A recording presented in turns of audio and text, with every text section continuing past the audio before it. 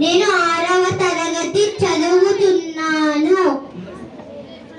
మా స్కూల్ పేరు Vignan English medium school. నేను చెప్పబోయే శ్లోకం 1వ శ్లోకం. నైనం చిందంతి శస్త్రాణి నైనం దహతి పావకః నచయనం క్లేదయంత్యాపో నాశోషయతి మారుతః నాశోషయతి మారుతః.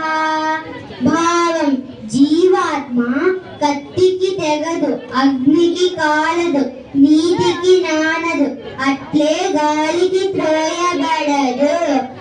2వ శ్లోకం.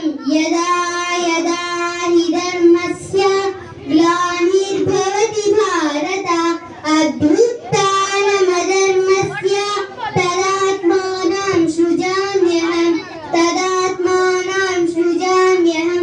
భావం: ఎప్పుడెప్పుడు ధర్మములకు గ్లాని ఏర్పడి అధర్మము వృద్ధి చెందుతున్నదో అప్పుడు నన్ను నేను తయారు చేసుకొని భూమి మీద పుట్టుచున్నాను. పరిత్రాణాయ సాధూనాం వినాశాయ దుష్కృతాం ధర్మ సంస్థాపనార్థాయ సంభవామి యుగే యుగే సంభవామి యుగే యుగే. భావము: ధర్మాచరణ కలిగిన వారిని సంరక్షించుటకు, అధర్మాచరణ కలిగిన వారిని లేకుండా చేయుటకు, ధర్మ సంస్థాపన మునర్చుటకు యుగ యుగమందు పుట్టుచుండును. కర్మణ్యేవాధికారస్తే మా ఫలేషు కదాచన మా కర్మ ఫల హేతుర్భుః మా తే సంగోస్త్య కర్మణి మా తే సంగోస్త్య కర్మణి.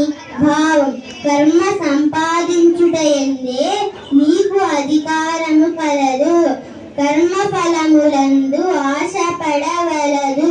కర్మయగు పాప పుణ్య ఫలములైన కష్ట సుఖములకు కారకుడవు కావద్దు.